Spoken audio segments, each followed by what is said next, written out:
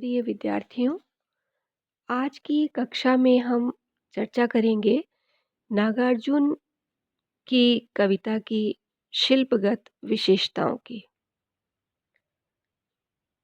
नागार्जुन का आगमन हिंदी कविता में उस समय हुआ जब कविता के कथ्य और शिल्प दोनों में से ही कोमलता समाप्त हो चुकी थी। उनके सामने भ्रष्टाचार से भरा हुआ समाज था और इस कुरूप समाज की यथार्थ तस्वीर को प्रस्तुत करना ही नागार्जुन ने अपने काव्य का प्रमुख लक्ष्य बना लिया और इसीलिए नागार्जुन की काव्य भाषा में चमत्कार या शब्दों का आडंबर दिखाई नहीं देता है। नागार्जुन के पास भाषा का अमूल्य खजाना है। उनकी कविताओं में जितनी तरह के भाव हैं उतनी ही प्रकार की भाषा भी है। वस्तुतः नागार्जुन सर्वहारा वर्ग के कवि होने के नाते पीड़ित वर्ग की वकालत करते हैं। अतः उन्होंने काव्य के कथ्य को शिल्प की अपेक्षा अधिक महत्वपूर्ण माना है। स्वयं नागार्जुन के मत के अनुसार रचना के पहले और बाद भी मेरा समूचा ध्यान विषय वस्तु पर होता है।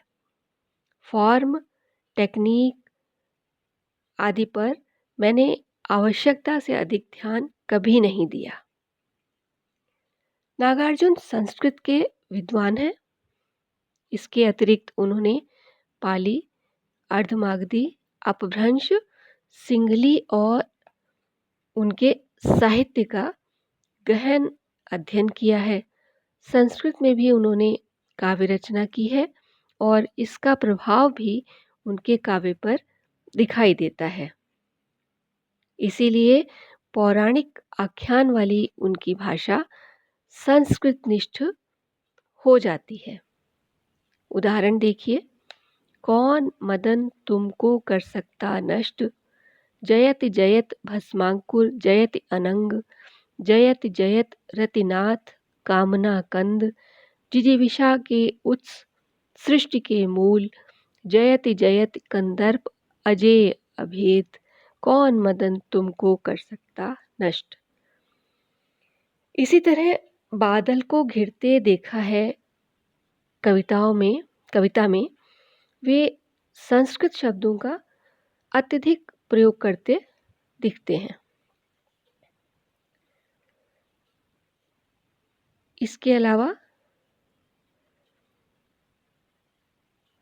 हम यह भी कह सकते हैं कि नागार्जुन के हृदय में अपने गांव और ग्रामीण परिवेश के लिए हमेशा एक लगाव दिखता है।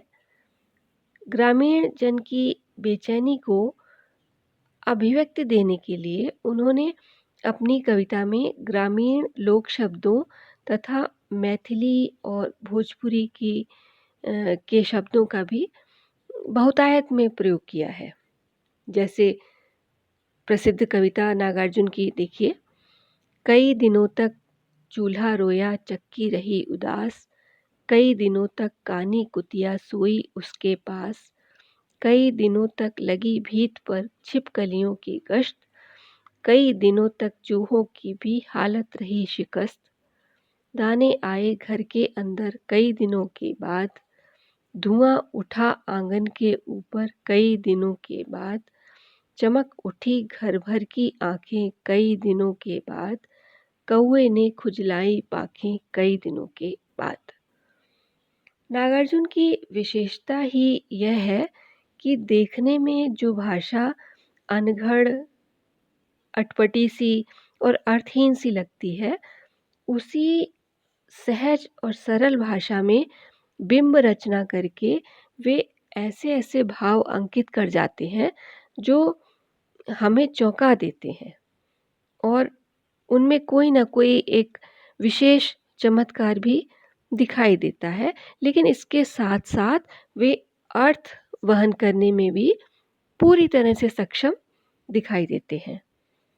इस छंद की पहली 4 पंक्तियों में देखिए कई दिनों तक और अंतिम 4 पंक्तियों में देखिए कई दिनों बाद। वाक्य खंड का प्रयोग उल्लासहीनता और उल्लासमयता का चित्र प्रस्तुत कर देता है। इसी तरह नागार्जुन ने बहुत से अंग्रेजी शब्दों का भी प्रयोग किया है। उनका संस्कृत, मैथिली, बंगला, मराठी, सिंहली, तिब्बती, पंजाबी, गुजराती, सिंधी आदि कई भाषाओं पर अधिकार दिखाई देता है।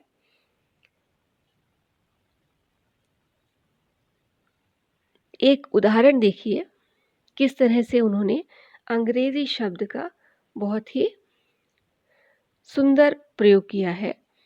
ओह कैसे मूड में इधर को निकल आए हैं हेमंती बादल, लगता है कल ही इन्हें तगड़ी बोनस मिली है। 4 दिनों के रईस हेमंती बादल मौज के अपने सहज मूड में हैं, निश्चय ही ये किसी को चिढ़ाने नहीं निकले हैं। विद्यार्थियों, इसके साथ शैली के संदर्भ में हम देखते हैं कि नागार्जुन की काव्य शैली के 2 रूप दिखाई देते हैं, अभिजात शैली और जनवादी शैली। अभिजात शैली का स्रोत वंश परंपरा है तथा जनवादी शैली कवि की निजी प्रकृति की अभिव्यक्ति है। जहाँ पर कवि पौराणिक आख्यान के जरिए अभिव्यक्ति करता है, वहाँ पर उसकी अभिजात शैली दिखाई देती है। डॉक्टर शिव कुमार मिश्र इस तरह के काव्य को क्लासिकल सौंदर्य से वेष्टित रचना कहते हैं। कुछ स्फुट कविताओं में इस तरह की शैली दिखाई दे जाती है। उदाहरण देखिए, पृथ्वी उन्मन विकल है गगन, नील जलधि शतशः उद्वेलित, स्तब्ध हिमालय के शिखरों पर घनीभूत हो रहे तुहिन कण। इस तरह की शैली नागार्जुन की कविता भारती सिर पीटती है या लाल बहादुर जैसी कविताओं में भी दिखाई देती है, पर उनका निजी व्यक्तित्व जनवादी शैली में ही निखरता है और इसीलिए उन्हें कबीर की परंपरा का कवि माना जाता है। यह निजी शैली हमें खिचड़ी विप्लव देखा हमने और चंदू मैंने सपना देखा जैसी कविताओं में स्पष्टतः दिखाई देता है। कवि कहते हैं, चंदू मैंने सपना देखा, उछल रहे तुम हिर लौटा, चंदू मैंने सपना देखा, अमुआ से हूँ पटना लौटा, चंदू मैंने सपना देखा, तुम्हें खोजते बद्री बाबू, चंदू मैंने सपना देखा, खेल कूद में हो बेकाबू, चंदू मैंने सपना देखा, कल परसों ही छूट रहे हो, चंदू मैंने सपना देखा, खूब पतंगे लूट रहे हो, चंदू मैंने सपना देखा, लाए हो तुम नया कैलेंडर। इस तरह नागार्जुन लोक जीवन की अभिव्यक्ति के लिए ध्वन्यर्थ व्यंजक शब्दों की भी मदद लेते हैं और ऐसे शब्दों से श्रोता का सीधा संबंध जुड़ जाता है, जैसे भूस का पुतला, दब दब दब उजला। इस तरह के शब्दों से श्रोता अपना संबंध सीधा कविता के साथ जोड़ लेता है। नागार्जुन लाक्षणिक शैली का भी खूब प्रयोग करते हैं। उनकी कविताओं में व्यंग की अधिकता मिलती है। शपथ कविता में इस तरह की शैली दिखाई देती है। उदाहरण देखिए, खेत खान में, मिल मकान में, पुतली घर में, चाय बगान में, वर्कशॉप में, बाट घाट पर, स्कूल और कॉलेजों में भी, गांव-गांव में, नगर-नगर में, गली-गली में, मोड़-मोड़ पर कहाँ नहीं तेरा चर्चा है। इसके अलावा नागार्जुन के काव्य में पर्यायवाची शब्दों की खूब आवृत्ति मिलती है और पुनरुक्ति भी उनके काव्य में 2 प्रकार से दिखाई देती है। जनवादी कवि की शक्ति है ग्रामीण शब्दों का प्रयोग, विदेशी शब्दों का प्रयोग, मुहावरों और लोकोक्तियों का प्रयोग। ग्राम्य शब्द जैसे मुंह में 3 रंग का झंडा चाँप बाघ खड़ा है। विदेशी शब्दों के अंतर्गत वे अंग्रेजी और यूरोपीय भाषाओं के शब्दों का प्रयोग करते हैं, जैसे केवल पलटनिया हाथी पावेगा दाना पानी। यानी नागार्जुन की विशेषता है कि वे विदेशी शब्दों को भी हिंदी भाषा की प्रकृति के अनुरूप ढाल लेते हैं। कभी विशिष्ट अर्थ को संप्रेषित करने के लिए नागार्जुन उसी शब्द को उसके मूल रूप में भी प्रयोग करते हैं, जैसे ठीक दोपहर के वक्त सूरज फ्यूज हो जाएगा। इस तरह नागार्जुन के काव्य में मुहावरों का भी भरपूर प्रयोग मिलता है, जिससे कि उनकी कविता का व्यंग और भी तीखा हो जाता है। उनकी कविता की ज़्यादातर पंक्तियाँ हमें तुकांत दिखाई देती हैं। उनके काव्य की अपनी लय है और लय के अनुरूप ही वे अपनी कविता को सजाते हैं। संक्षेप में हम यह कह सकते हैं कि नागार्जुन की काव्य भाषा की संरचना 2 प्रकार की है।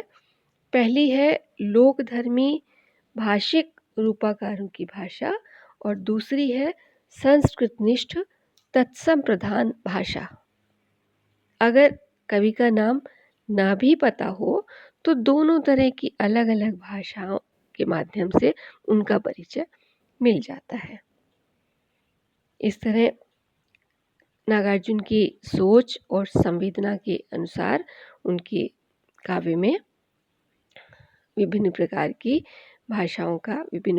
भाषाओं के शब्दों का बहुत ही समुचित प्रयोग किया गया है और हम ये कह सकते हैं कि भारतीय वाचिक कविता की परंपरा को नागार्जुन एक नया संस्कार देते हैं।